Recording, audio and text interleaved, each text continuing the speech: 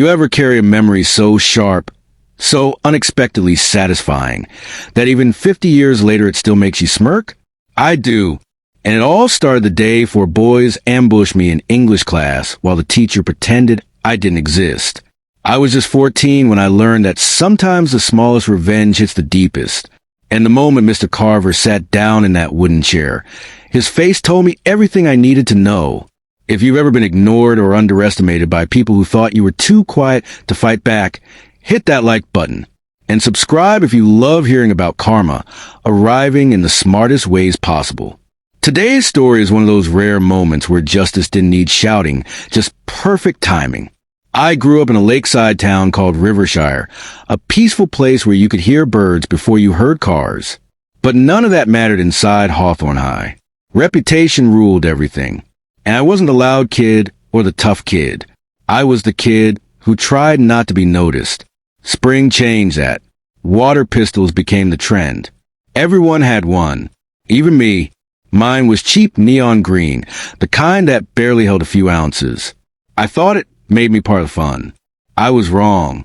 My English class happened during a strange schedule. 25 minutes of class, then lunch, then 25 more minutes. One day, I walked into class, relaxed, unaware of what waited for me. The room went silent. For boys, Devin, Mark, Tyler, and Shane stared at me with the same smile wolves probably give sheep. I didn't even get a warning. For water pistols blasted me at once. Cold, direct, humiliating. And the teacher, Mr. Carver? He didn't flinch, didn't look up, didn't care. I stood there dripping, my hair sticking to my forehead, water pooling on the floor.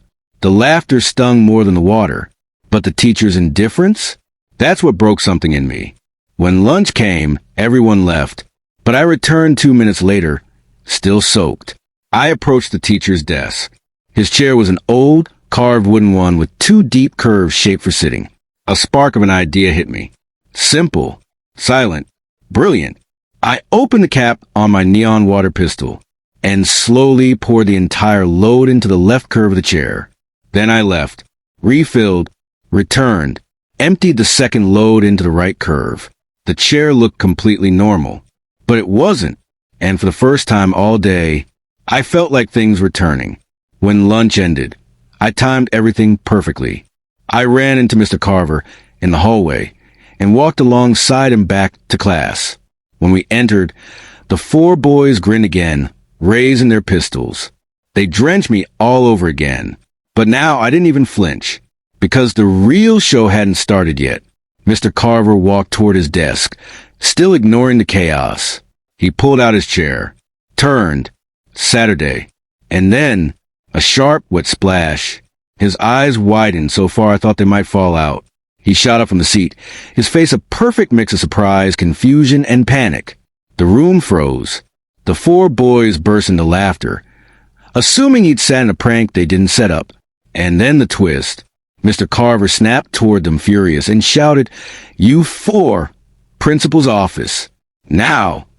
Their faces drained. They were done.